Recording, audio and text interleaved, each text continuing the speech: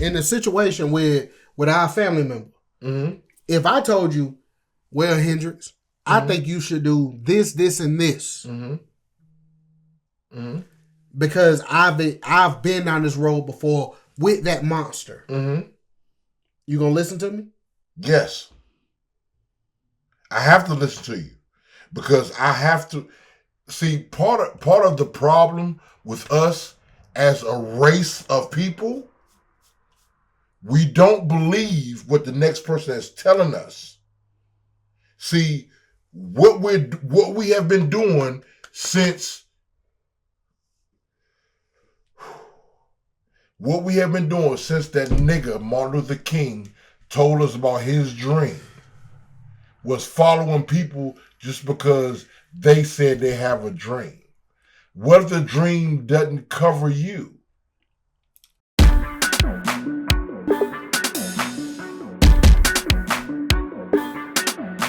Cindy, yo, he from the 4 and John the Don stay on the grind. Yo, that's Larry Podcast, put it on, it's right on time. This ain't for the week, cause we do this once a week. Cause kicking it like sneakers ain't right for your tweeters. Yo, that's Larry Podcast. Yo, that's Larry. Yo, that's Larry. Yo, that's Larry Podcast. Yo, that's Larry. Yo, that's Larry. Yo, that's Larry Podcast. Yo, that's Larry. Yo, that's Larry. Yo, that's Larry Podcast. Yo, that's Larry. Yo, that's Larry. Yo, that's Larry Podcast. Yo, that's Larry. Yo, that's Larry. Yo, that's Larry Podcast. Yo, that's Larry. Yo, that's Larry. Yo, that's Larry Podcast. Yo, that's Larry. Yo, that's Larry. Yo, that's Larry Podcast. Yo, that's Larry. Yo, that's Tune in.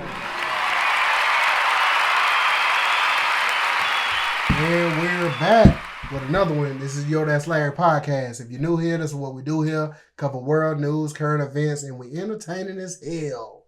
I'm Larry, and I'm here with Brooklyn P.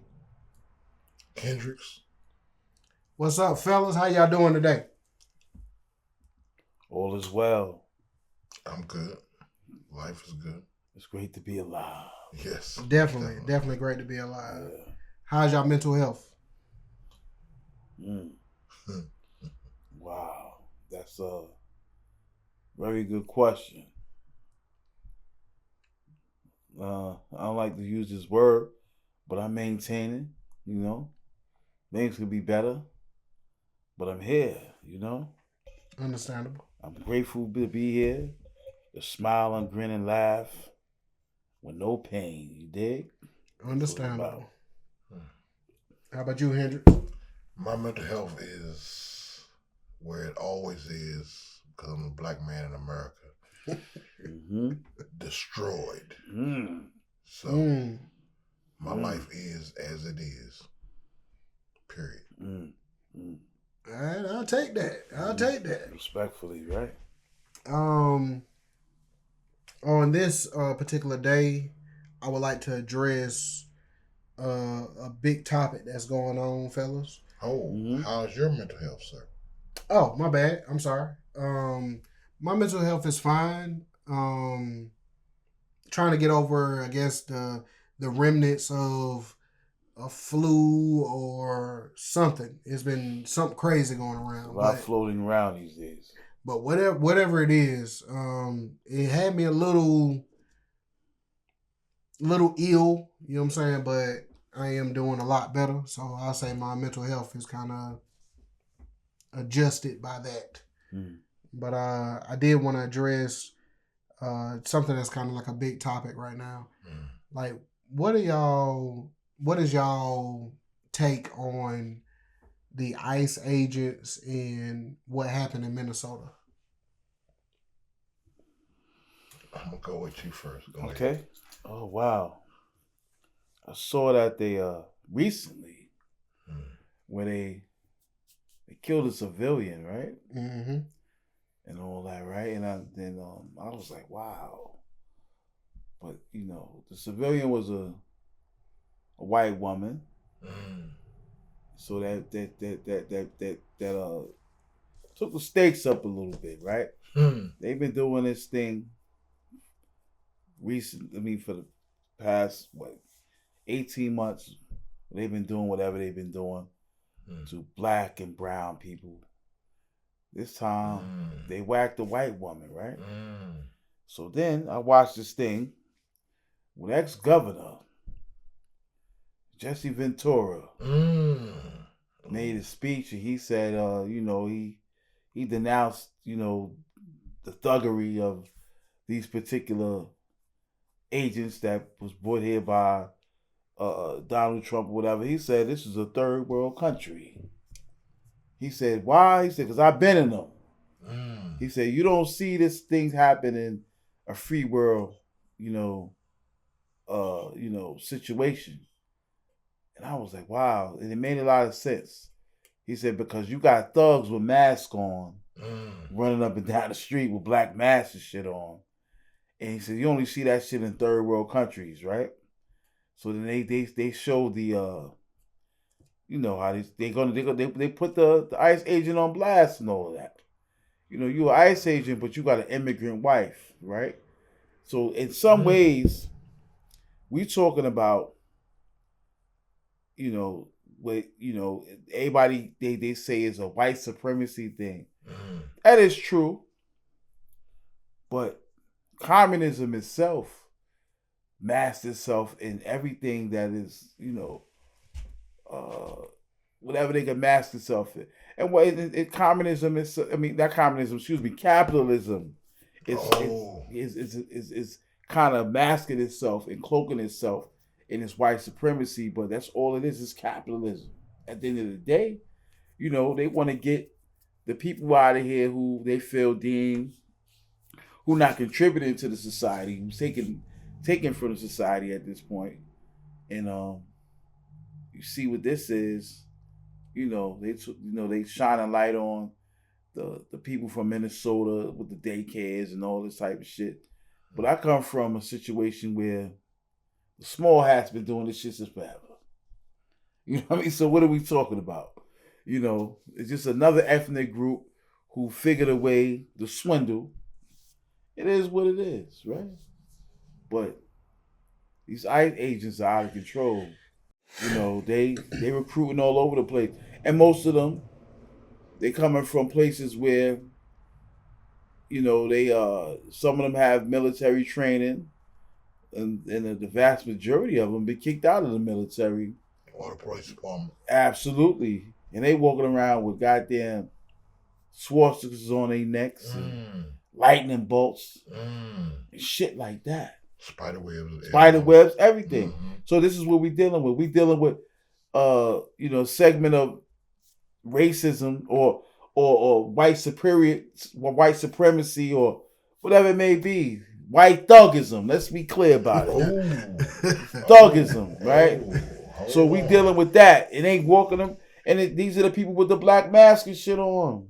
You got some black and brown ones too, who got swindled in because it was the money. They want to take care of their families. I can understand that. You can understand what? The fact that everybody want to take care of their family, but we got these people who signed up for this particular cause in a military campaign for the purposes just to put a foot in the nigga's ass. Hold it. So I have a question. Go ahead, brother. So is taking care of your family more important than making sure your family is coming from a righteous standpoint? Wow, because how I see it, being a man of a family, you have to have some sort of morals and principles to be able to move to where your family can be successful at a later date. So we're hearing that, is it an adjustment you need to make, or you still feel the same way? It may be some adjustments, but depending on what type of business you stand on at that point, what's more important, if you're looking out for the future of your genetics of survival and all that type of shit, I can get that, so, but like it's not a job I would do. I remember I've been seeing these jobs way before this shit happened.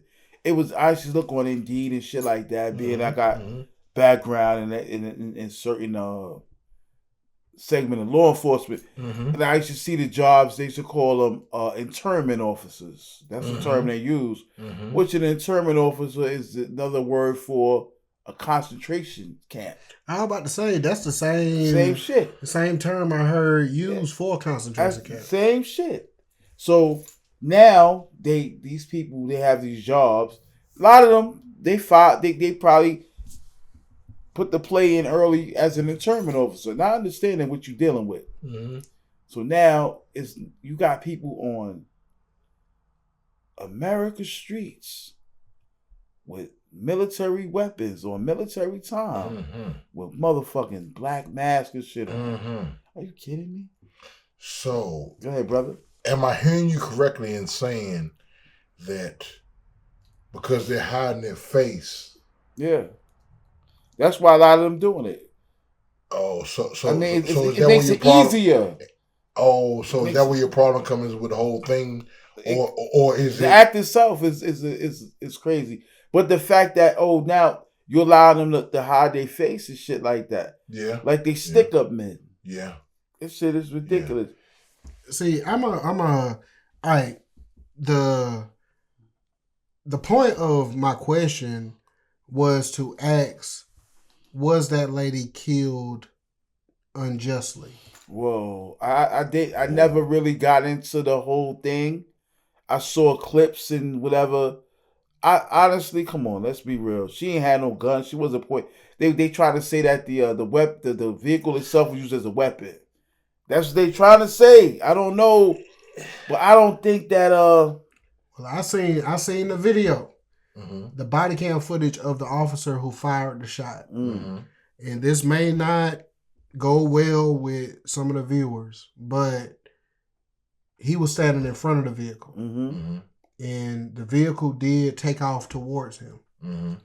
So we know. So you have an enlightened sense of how you see it. Yes. We know that if we're in a roadblock or checkpoint or whatever, and there's an officer in front of your vehicle, and you got it in drive and you hit the gas, there's a possibility you might not be going home that night. You know what I'm saying? So you are technically using that vehicle as a weapon.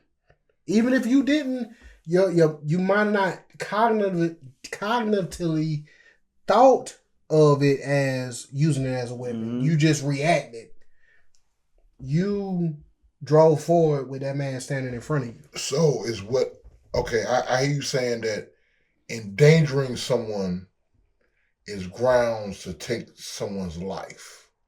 No different if I got a bat and I'm coming at you and you have a gun. Okay.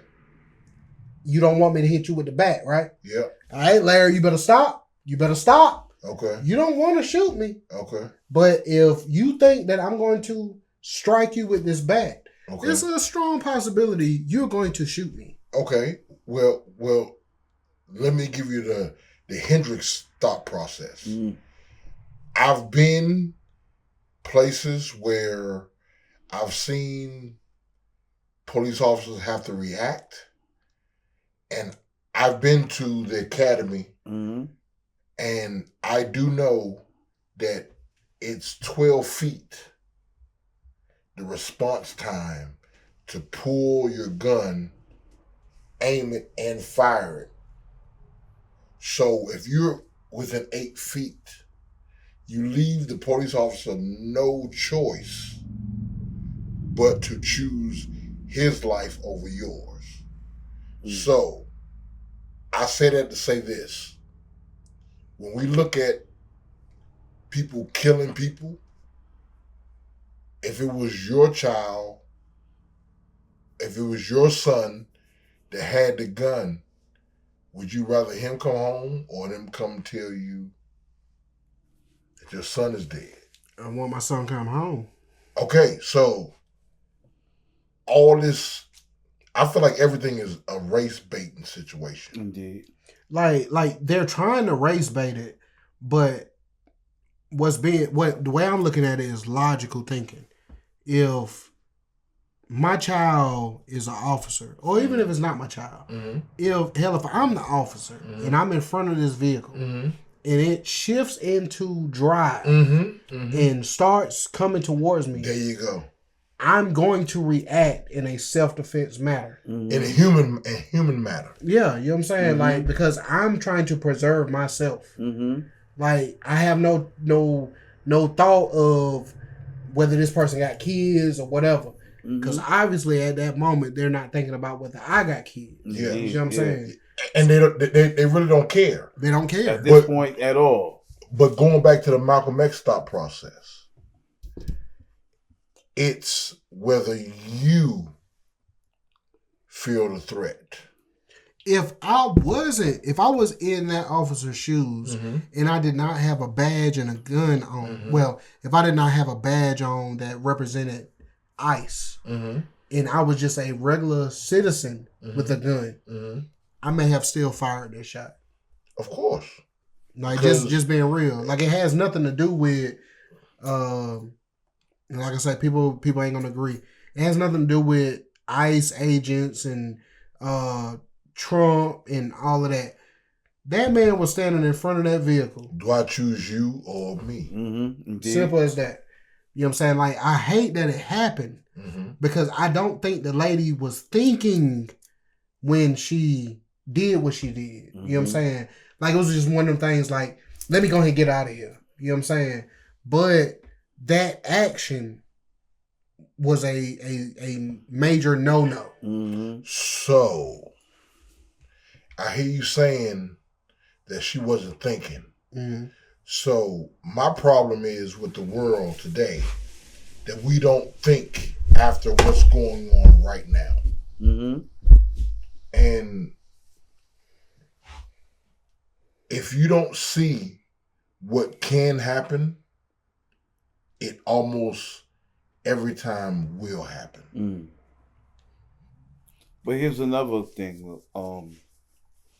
We gotta take into account to the fact that she wasn't a target. She was a civilian at the end of the day. Yeah. She was a regular person, a Joe Blow local joker, right? So how do they justify that? I would say they justify that with not understanding that everybody's not going to go with what the police says. Got you. So they was in front of her house, right? But see, the thought process is, how I see it, is the average person thinks that the police or law enforcement is there to save them. But like Malcolm X said, the chickens are finally coming home to roost. At this point. And we are looking as dark-skinned human beings as if we were the ones getting killed. But we have to look at it like the same person that got killed. Did she say something when Tamir Rice got killed? I got you. Or did she say something? Because nothing matters until it comes home. Childhood cancer doesn't matter until, because it didn't matter for me.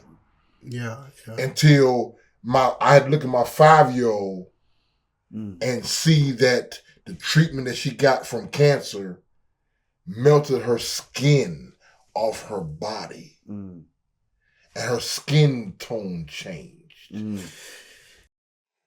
see what I'm saying? So nothing hits home until it's actually you. So the Caucasian people really didn't see our struggle until that lady got clapped. That lady got killed behind some senseless act. Well, do I feel sorry for the lady?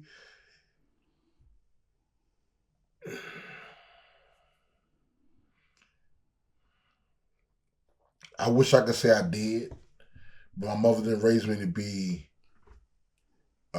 the type of person that cared actually about what was going on with you, because what was going on with me was more important than what's going on with you. Mm. So And that's real. sweep off your own porch. Exactly. You've heard that term a million times. Absolutely. Make sure your porch is clean before you talk about my shit.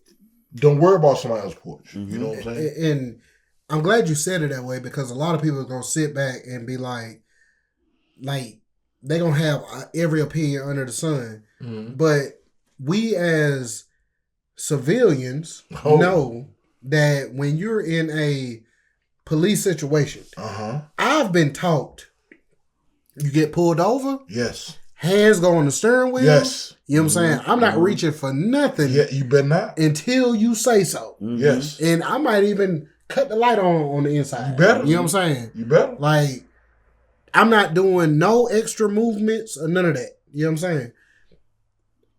I never even thought about shifting the car into gear. Period. You know what I'm saying? Especially with an officer in front of the car. Yes. You can't think that that's not going to go without some type of consequence. Oh. Mm-hmm. Like, just being real. Okay.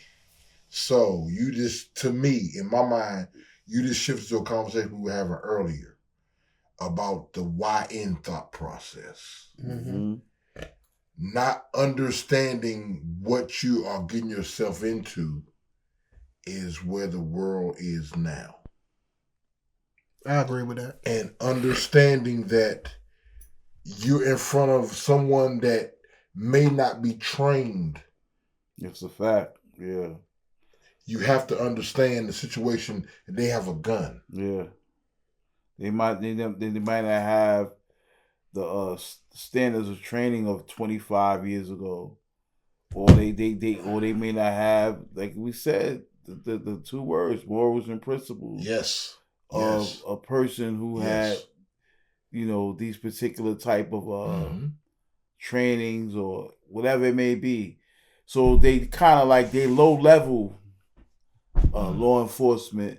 They like the they don't make the cut a lot of the You said time. low level law enforcement? Yeah, they don't make the cut. That's true though. God, that is sad. Do you know what they was offering? They don't make the cut. Do you know what they was offering for that job? What? A $50,000 signing bonus. That's why a lot of them got there. Yeah. What? That's what I'm saying. Yeah, $50,000. A lot of they chasing the 50. Like I said, to sign. Yeah, 50,000. Yeah, life changing. Yeah. So just think it. You at a job where you getting paid $19 an hour, and you might have prior military experience, or you have prior law enforcement. Yeah, and they telling you, we're gonna give you a $50,000 signing bonus. God. And you got 2 kids in the crib, all this shit. You like, man, listen, I'm out of here. Man, I'm gonna go round up as many people as I can. Yeah, and you getting PC off of those guys. See, part of the problem I see is this. Me and Jimmy was going to work. I was going to work at the jail. Mm-hmm. And when I passed the trooper, I was doing 80.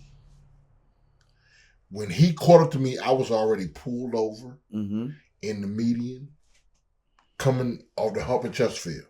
Okay. I was already pulled over. Knew he had got you. Because I passed him doing 80. And I was stopped, and he was surprised that I was stopped. But I was stopped for this simple reason. I don't know if his wife is doing what, and he left the house mad at her about what. Mm-hmm. Because I've been in Ena at 4 o'clock in the morning in the bathroom, and somebody was checking their account. And the account said 4,000 something in savings. And the average person would have shrugged it off. But I'm like, why are you checking your account on payday at 4 o'clock in the morning? Mm-hmm. What do you think your wife is doing with the money at 4 a.m. in the morning that you had to check it at 4 a.m.? She's sending that up. She had to be. She's sending that up. And See, but the average person wouldn't have thought about it like that. Yeah. But see, you just added another perspective into it. Yeah. Okay, so maybe the officer that shot the deadly shot, He's talking about the humanity of it. like he may have some stuff. And it'll tell her Ain't no may, sir. But I just got finished telling you myself.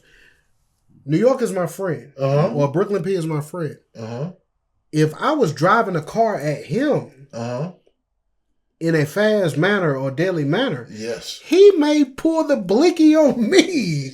You know what I'm saying? As he should, because he has a family, kids, people that love him, that want to see him at the end of the day. But that's what I'm saying. Like I don't think it has nothing to do with like the racial aspect of it. You know what I'm saying? As far as with the immigrants and all of that. Not even the protesters. It was just safety. It's just point. safety. You know what I'm saying? The protesters probably is aggravating. We've been dealing with y'all all day. You know what I'm saying? I get that. And it's snow on the ground. I know I don't do well when it get extra cold. I might be a little cranky. You know what I'm saying? And so these people might be from they from a warm climate, from Arizona, Alabama. Yeah, you know what I'm saying? Yeah. So like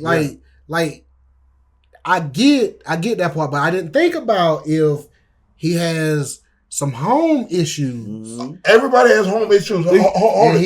No, I'm just saying, like, he went to work that day with some home issues on the mind. Yeah, the humanity aspect always is in play. You know, especially like when just regular shit, like, you know, being ex-law enforcement, working in prisons and all of that.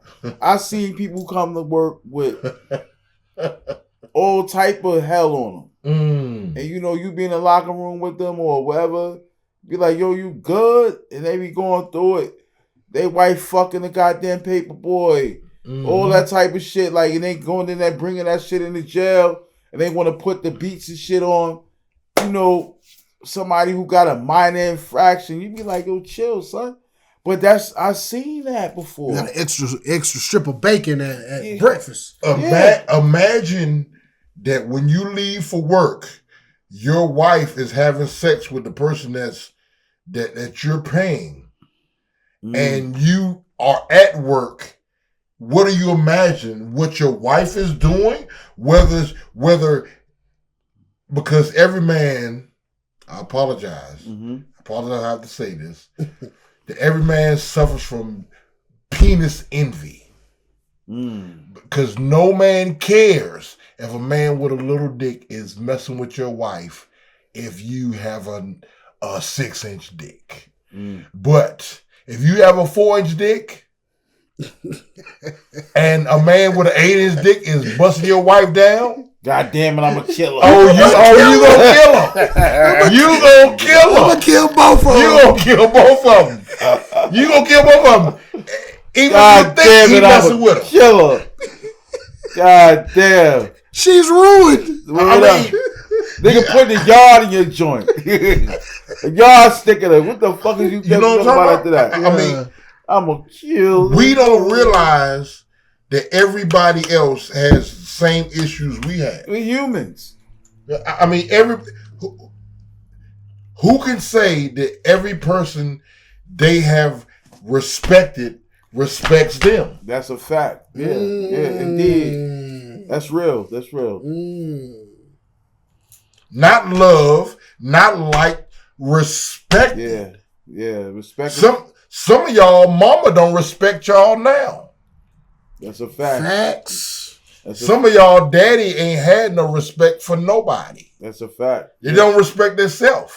That's true. Ain't respect your mama. I have spent a lot of time on this earth. I'm 55, and I didn't know. Okay, let me say it like this: I didn't think I was going to live to see 30. Right? So every year after 30 was a plus.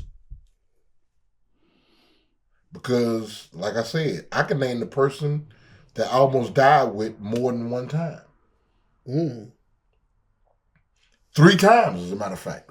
One person. And when he asked to move to Chirac, I said, no.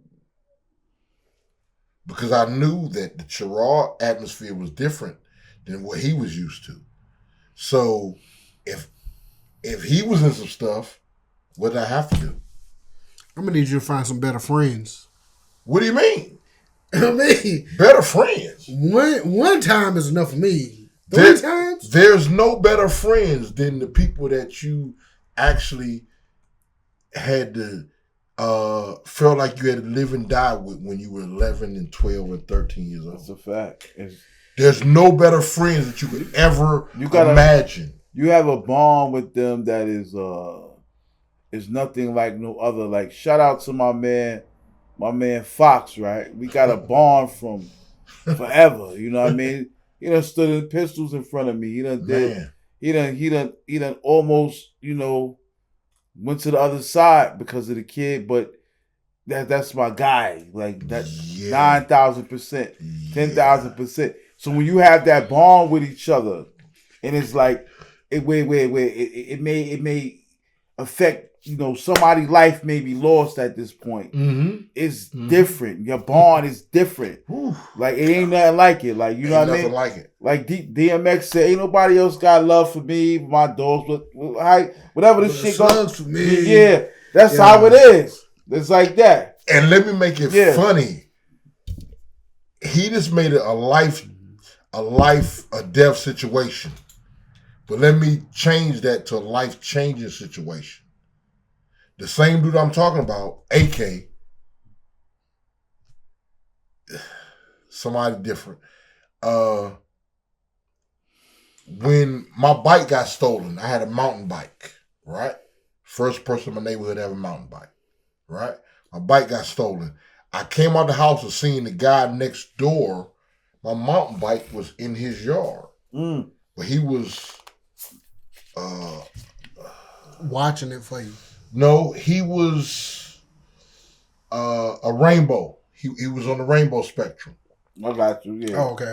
So whoever stole my bike was coming to see him. Oh. So I called my man, a year younger than me, and said, hey, I see my bike. He said, go get it. I'll be over there by the time you get back.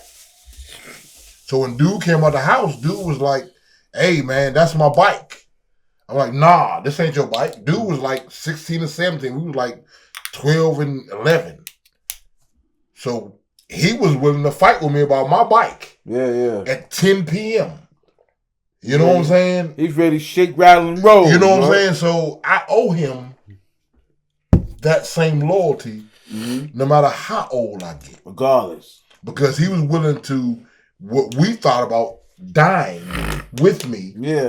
That time, because what would a 16 or 17-year-old could have killed us at that time?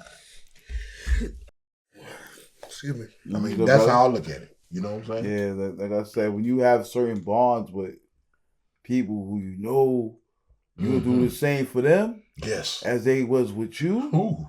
It's a different atmosphere. Ooh. Ain't like I say, ain't that many people that I would do that with. That's like he's my family. The people I do these are family at the end of the day. Y'all become family at the end of the day. It ain't no blood relative shit, because there's certain blood relatives with that I wouldn't even piss on. Friends or family that you choose. I always heard this, like, you stuck with blood relatives, but you choose your family. Yes. You go. You choose those. I'm glad you said it. You might got blood relatives where you be like, man, I wouldn't even. They couldn't pay me. Yeah. The share goddamn chicken nugget meal with him. If he was starving, I wouldn't give a fuck about him. But there's certain people in your life that you formulate that this is family. You choose fam. You don't, like they say, you can't choose friends, but you can't choose family. But you can choose your friends. Choose your friends. but it's their family because y'all got the same DNA and blood. That shit don't mean nothing. The niggas wouldn't even pull up by your crib if you was stone cold starving and they got this, that, and the third. They got a banquet at their crib. They wouldn't call you to invite you. Yo, we got this, that, and the third. Knowing you may be fucked up. You may got 5 three goddamn bags of noodles in the crib, rice and tuna. That's it. Them niggas got steaks this motherfucking big. You know what I'm saying? They ain't gonna offer you. They ain't offer you nothing. Tupac said it best and above the rim. Just because you're born into a family don't make you family. Don't make you family. It don't mean anything. Me and you are blood related. Yeah. But the relationship we've built makes us Yeah. family. Yeah. Like I said, it's people that's, like I said, outside of when my blood run through their veins, it's only a couple. Yeah. You know what I mean? My man Fox is one of them. He that guy, like, boom. That's my brother. It ain't no shit. Ain't no. But it's not blood. No, it's my brother. So you don't have anyone like that? Yeah. I would just, because I didn't know what he said. Well, he sent the shout out. I've sent the shout out. So let the person know that you love like beyond. The person blood. I love like that is my cousin. That is blood. You know what I'm saying? That's the person I love like that. So you don't have anybody outside of that? To that extent, nah, I'd probably be my cousin, man. Dre, you know who you is. But like that's the person that like we done been through ups and downs, everything. You know what I'm saying? Like that's him. You know what I'm saying? But I get it. I've been through shit with other people, but there was a level of comfort that I felt when Dre was there. You know what I'm saying? Oh yeah. But like I got like, you know, like my siblings and all my first cousins, like, you know, we're gonna ride for each other. That's no problem. But I'm talking about somebody outside of that is what it is. I got first cousins and siblings that, we get crucified for each other. It's nothing, that's no problem. We will take that and deal with that in the next lifetime. But like, like somebody who doesn't share that blood, I got maybe one person, but I got first cousins and siblings who, we already know where we stand with each other. You know, where I stand with y'all. You know what I mean? I'll get beheaded for one of y'all. It is what it is. I'm going to take that. You know, we deal with that in the next lifetime. You know what I mean? Yeah, outside of Dre, nah. Yeah. Not a beheading. So you know our cousin? Yes, yeah. Okay, so he was in a situation where I was aggravated about the situation, but because the crowd wasn't upset about it, I didn't feel like I needed to get upset about it. You know what I'm saying? Because if they weren't willing to die for it, why would I come in and die for it? Because the person that, that put him, did a thing was a monster. A real monster. So basically you knew if you intervened. Yes, I knew if I intervened, I had to fight a monster. And if the people that grew up with him every day weren't willing to fight that monster, why would I fight that monster? So, it was scary too. So do that mean you cared more than these other people? I care more about me. No. I understand your reason for not. But just because they didn't intervene, what stopped you? Because they didn't. Why should it be based on whether they intervene or not? Because I'm taking the family thought process. We're family. But if y'all grew up together and y'all are linked together, then if you're not going to fight for him to the death, then I don't know who I should trust. I can't trust them. I can't trust him because he haven't shown them enough where they can trust him in this situation. And they haven't. They're not showing me whether they would fight for him. So I didn't know whose side to land on. Guess whose side I had to land on? I had kids at the time. I land on my side and my kids' side. My kids' side. I mean, I can rely on I can rely on family. At some point, common sense got to click in. Common sense. Yes. What is common sense? Common sense is, let me take a step back and evaluate the situation. But somebody taught you common sense. So if it's taught to you, is it common? Common sense is not common, sir. Just because somebody may have taught you common sense, you still can take a step back and evaluate the situation. No. I'm challenging your thought process of what common sense is. Common sense is not common because the shape of a snake's head is not common to me and him. Which one is dangerous? No. It is common to you though. No, we gonna do you one better. You've had a car before that broke down? With this broken down car, did you know what was wrong with it every time? No. All right. Somebody else comes and looks at this car and says, "Oh, it's the medulla oblongata." Right? Is that common sense? Is what common sense? That person said it's the medulla oblongata. No. That's the person that's able to come up, don't have nothing to do with the situation, and they can evaluate. But it's common to them.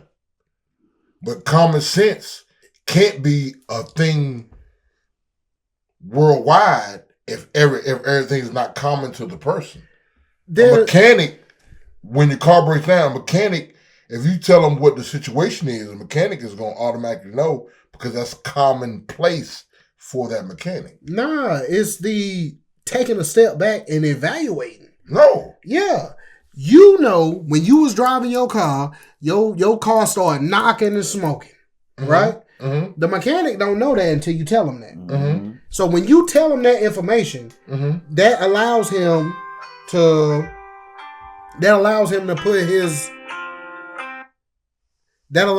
put his thought or his thinking cap on and say, all right, these are the possibilities. He's evaluating the situation. Yeah.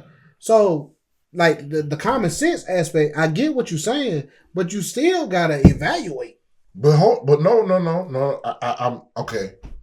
What I'm saying is, for a mechanic, the issues with is common to him. So you're saying evaluating a problem is common? It's not. He's not evaluating anything. Hold on. He's not evaluating anything. Yes, he is. Evaluating a problem, you're saying, is common to the mechanic. Why is evaluating a problem not common to you? Because I don't work with that particular thing. Yeah, but we're talking about a problem. No. We're evaluating a problem. What? Everything has to do with your experience. Everything in this world has to do with your experience in life. If you don't have experience in it, it cannot be common to you. I understand that experience makes something common. I understand. So if you don't have experience in it, can it be common sense to you? If you don't have experience in it, no, it's not going to be common to you. But at this time when our family member had this issue, were you 18 or older? I want to know, was you an adult? Was you willing to make adult decisions at that point? But 18 means nothing in the larger scheme of things. I'm just saying, was you 18 or older? Depending on what your experiences was during that time of making adult decisions, since I was 17. So that's a 17-year-old. I mean, legally it wasn't a good look, but was it valid to the people who I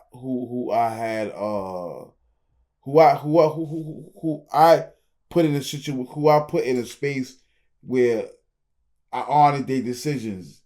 Did they value my 17-year-old life experience at that time, where they could say, you know what, he know what he's talking about at this point? Not all of them, but most of them. And I made those decisions.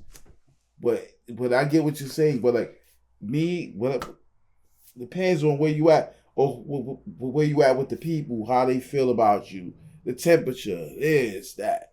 But at 17, I made life decisions that at this point, at 51 years old, that I live with to this day. They gave me, they nodded me on that. Kick that. You know what that sound like? What's that? Old Dog from Menace to Society. Okay. Y'all do realize Old Dog was 16 years old. 16 years old as a kid. And he was, in any setting he was in, everybody looked at him. Yeah.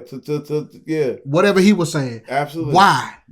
Yeah. But everybody looked at him because all of them, he had the most experience among all of them. All right, he had the most experience, but he still was able. He had the experience by evaluating situations. No, he had experience. Experience means that you live the situation. Yeah, you not evaluating. You still evaluated. No, how you knew what decision to make? What do you mean? What you mean? What I mean? Any decision that you make, no decision that you make is right or wrong. We're not out here just going blindly. Everything is blind. What do you mean? Hendrix. We're still evaluating. There's no decision that you could tell me that you made that was blindly made. Every decision that I've ever made was blind because I couldn't know what was going to happen. So I blindly made a decision to go this route without knowing what was down that road. So you didn't evaluate it before you made the decision? How can I evaluate something that I don't know what's going on? If a storm is coming, do you board up the windows or don't you? You board up the windows because a storm is coming with the wind. But how many times have they boarded the windows and the windows didn't break? Nothing happened. Okay. All right. Mm-hmm. But the storm is coming. So you board up the windows because you hear the newsman that said the temperature, the winds is going to be 115 miles an hour. Hold it, the newsman or Mr. Ed Pierre? Shout out to Ed. Shout out to Ed Pietrowski, man. Yo. But Ed said do it, I'm going to do it. Hey, you better believe it. If Ed said do it, I ain't going to lie. I'm going to board up my window. I'm going to board my shit up. But okay. If Ed Pietrowski said the winds is going to be 115 miles an hour, I'm going to board up the window. Okay. There's no evaluation to be done. Okay. But if you didn't hear this from Ed and you know a storm is coming, do you automatically go, whenever a rainstorm comes, do you board up the windows? You got to evaluate the situation. You got to evaluate the situation. Yeah. So you can't say that you made it blindly. Yeah. You may not have had all the knowledge needed to know what was at the end of that road, the decision, but you still evaluated it. But the situation of the storm, I'm not evaluating anything because I'm not a professional. Ed Pietrowski is evaluating the situation. But if you didn't hear it from Ed, well, I can't evaluate any situation that I didn't hear from a professional. All right, you can look on your phone right now, and it'll tell you that it's a 75% chance of rain tomorrow. Where did it come from? A professional. But regardless, No. 75% chance of rain. Are you leaving the house tomorrow without a jacket? Ho. Everything comes off of what comes on my phone comes from a professional. I get that part. No, to me, you can't get that part because you have to know that whatever comes to my phone is already been tested and tried and true. All right, so in that case, that means in a situation with our family member, if I told you, well, Hendrix, I think you should do this, this, and this, because I've been down this road before with that monster. You gonna listen to me? Yes, I have to listen to you because I have to see part of the problem with us as a race of people. We don't believe what the next person is telling us. See, what we have been doing since that nigga Martin Luther King told us about his dream was following people just because they said they have a dream. What if the dream doesn't cover you? The dream never... Were we better as African American people when we were segregated or desegregated? A dream deferred. We were better when we were segregated. You know why? Because our money circulated in our community for 4 days. Do you know how much our money don't circulate in our community? Do you know this? Do you know this fact? How many days our money circulate in our community? 1 day. 1 day. 1 day. Yeah, 1 day. Why is that? Because of segregation, of desegregation. We don't have any businesses. We wanted to give our money to people that didn't look like us. It was more of that thing happened because you wanted to be a part of what this whole American thing was. Yes. So you wanted to be a part of that, right? American experiment. Yeah. But who drives the American experiment from the time we got here to this time right now? Who drives it? We drive it. Yeah, that's a fact. But you're dealing with something that is, the grand scheme is bigger than that. But at a point where you look at it from like, well, you know, they wanted, okay, just think about that from where my grandparents, you know, and like you wasn't allowed to go in certain stores and stuff. All of a sudden now you can go to Macy's. You're like, wow, I could go to Macy's with my dollar and enter through the front. Yeah, and you could dibble through there, Macy's and Bloomingdale's. And if we was talking about good times, Marshall Fields. You know what I mean? So now you can walk through those and you can make those purchases. It's like, wow. So just think from that standpoint of how those people felt with that purchase power, where they can go on those particular places. But you still got the mom and pop joints getting it to you. May get it a day after, whatever. They got to plug and do their thing. Yeah.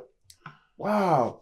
But now you going to Marshall Fields, Macy's, wherever else you got to go now with your purchasing power. Wow. You go in there because you want to be a part of this American experience. You know, where you was American experiment. I want to change that. Where you was counted out. So I get it. You know, from that standpoint where if you was a second class, third class citizen, why you wanted to do those things, and you know, segregation came in. Segregation, you probably was thriving, but then once everything came in and they was like, oh, we're gonna integrate everything. I get it. You want to be part of that. Remember, you watching TV, ain't no black person on TV. So I get it. I get it. It was all a swindle. It was a scam. I get it. But at this point, oh man, it's the scam is that we follow what they want, when all the time they've been following us from day one. Music. I mean, what music does anybody have that was not inspired by? Name one genre that was not. I mean, I get that. Rock and roll, rap.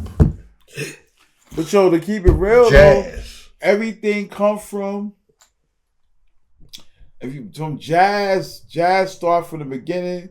Blues. Then you got blues. Then it goes into rock and roll. So once you get into rock and roll, you got this R&B cross section, rhythm, blues. You're gonna spec so hip hop and everything else is beyond that.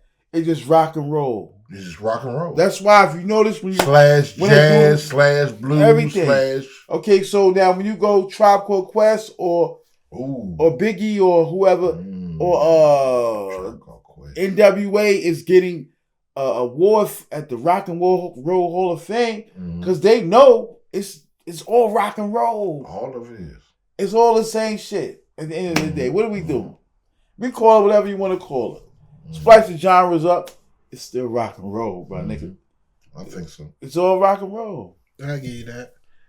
All right. Before we get out of here, I got one question. Hey, brother. It's something funny. Mm-hmm. All right. We all. If you died tomorrow, what's the one thing that you worried about your spouse finding? What's that one thing? Good question. If I was to die tomorrow, what do I worry about they finding? That I'm not as great as she thought I was.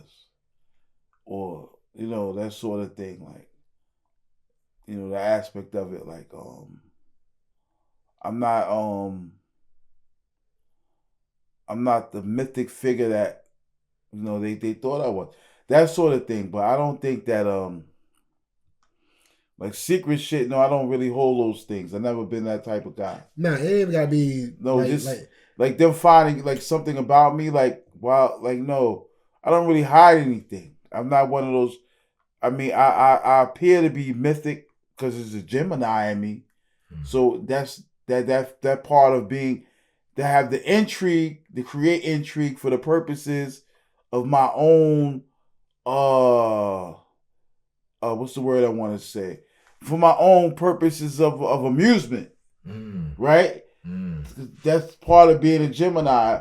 It's like you have to create that in order for the purposes for you to be amused.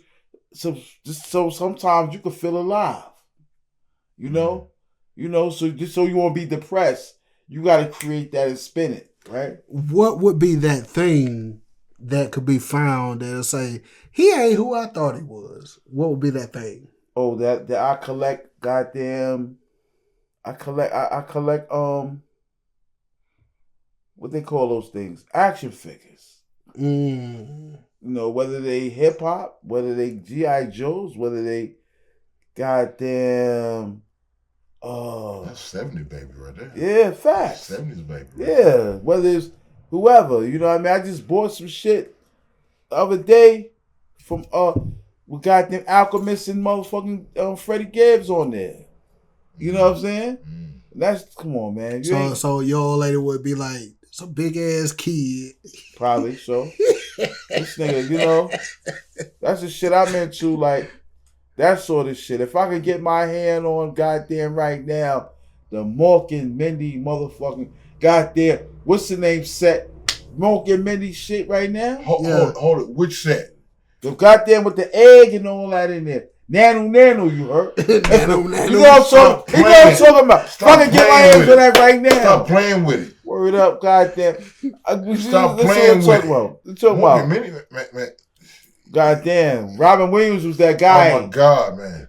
Yeah. Oh my God. Shout out to Robin Williams. Well, I ain't gonna go to what I'm about to say. What was your what's the thing that you wouldn't want your spouse to find? Wouldn't want. Okay, for me, you have to clarify the question. You have to ask. Okay, for me, you have to ask a better question. The question is, I mean, I'm not talking about no damn not generic shit. I'm saying like what's that? It's the thing that you will overlook when it comes to I don't want her to see this. You know what I'm saying? Like in my mind, and it may be because I'm sipping a little bit, the shit is funny to me. Like in your household, both of y'all, in y'all's household, y'all are the man of y'all household. Y'all y'all are this in y'all household. Okay, right? You died tomorrow. 2 days after that, your old lady goes and do laundry and finds a streak in your drawers. God damn. That's it. I mean, you guess it. I mean, you guess it. Yeah. Word up. Like I said, it might be because I'm sipping a little bit. Hold on, but the shit is funny to me. That's her fault. What's she cooking? What cooking beans? You cooking beans all day? Yeah. Ain't enough fiber. What are we talking about? Hey, look. Metamucil, not enough Metamucil. If you're not eating pistachios, please start. Because they are an excellent source of fiber. Okay. Yo, you ain't eating no apples, brother. You ain't got no pears. All these pears grows around here. You ain't knocking nobody's door like, yo, I want to get a bag of pears. Yeah. But see, you was going perfect when you said, man, my only thing is she may not think I'm the guy who she thought I was, but she fuck around and find a streak in your drawers. You know what I'm saying? Shit. Like, see, okay. Shorty shit stain. Yo, shout out to Shorty shit stain. like I said, it might be because I'm sipping a little bit, but that shit's funny to me. Yeah. Shout out to Shorty shit stain. Shorty shit stain. Yeah. Word up.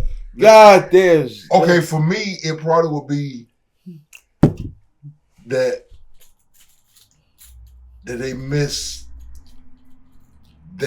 me like I miss my mom. Like the thought processes that I had was dead on. And they dismissed it because they felt like I thought I knew everything. When I don't think I know everything because I use the words I don't know. So a person that uses the word I don't know, if you ever heard someone say I don't know, they don't think they know everything. If they have ever said I don't know, but a person that say, well, that person think they know everything.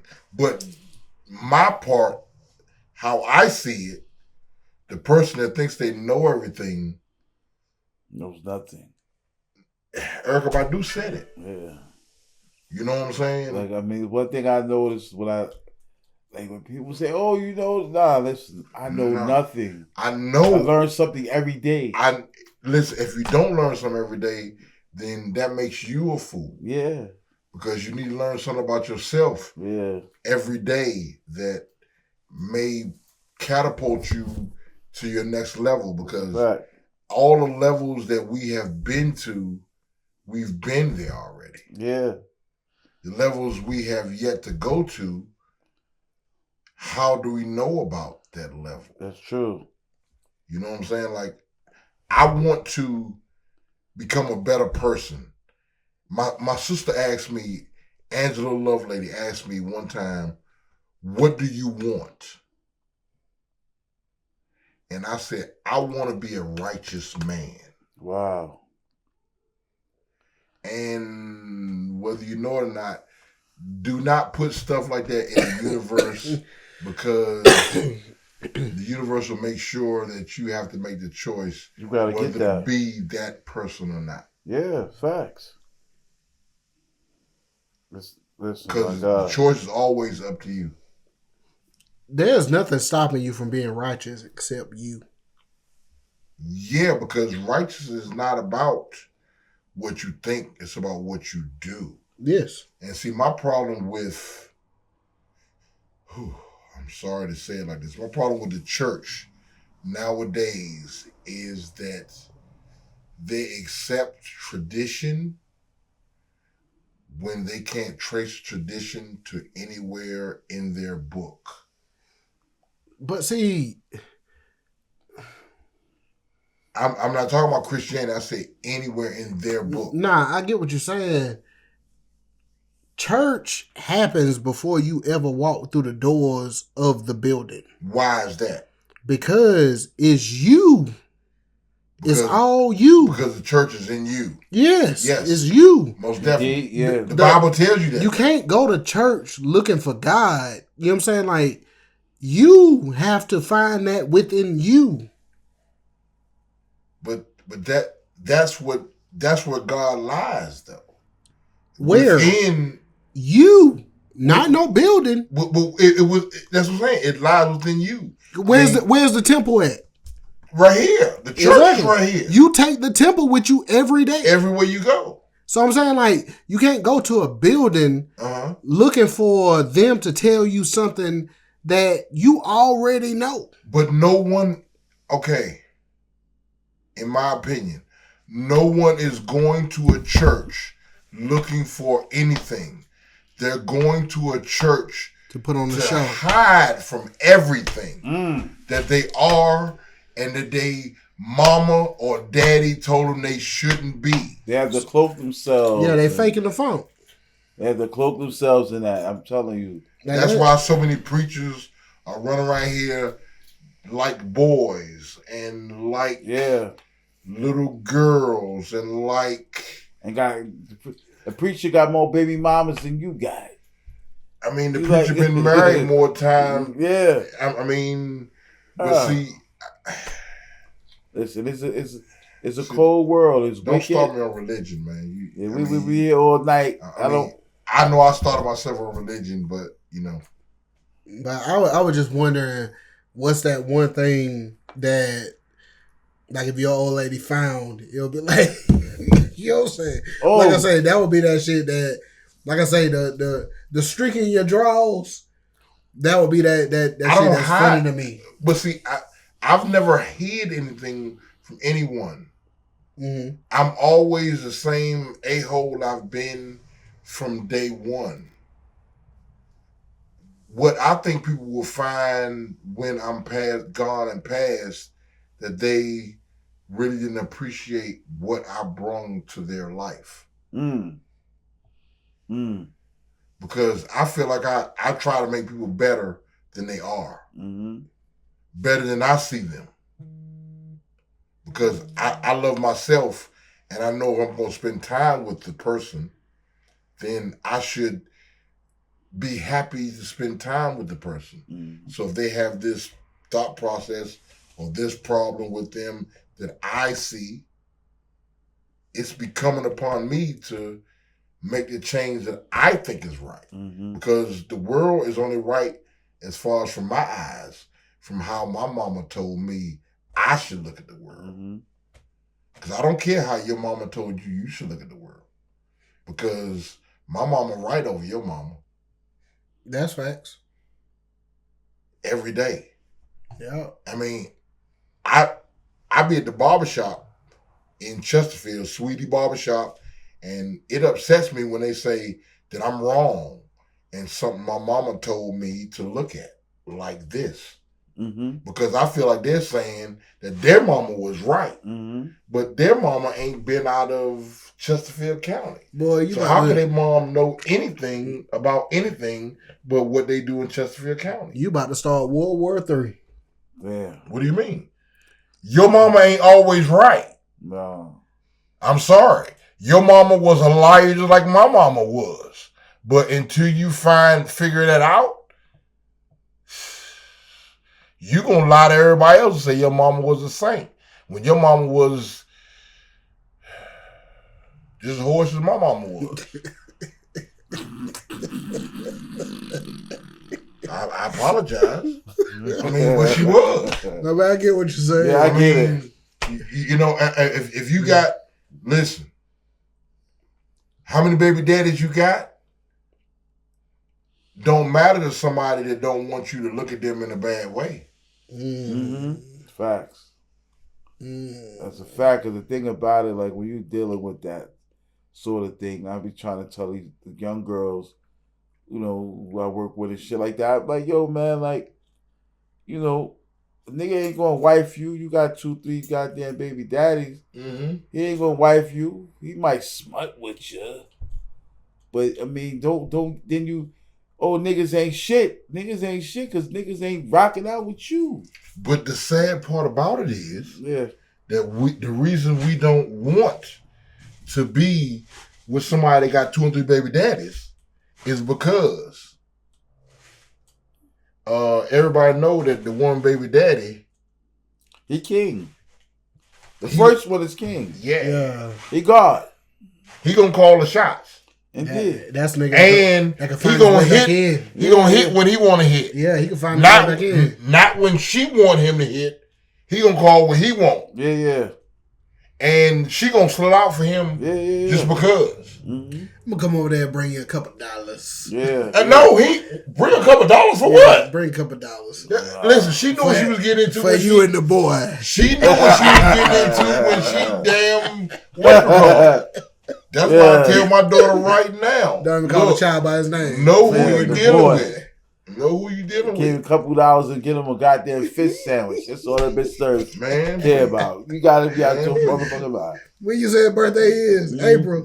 Oh, it's in August. Oh, I knew it was something that started with an A. I knew it was something that started with an A. Knowing that nobody, the average woman of today does not choose their baby daddy correctly.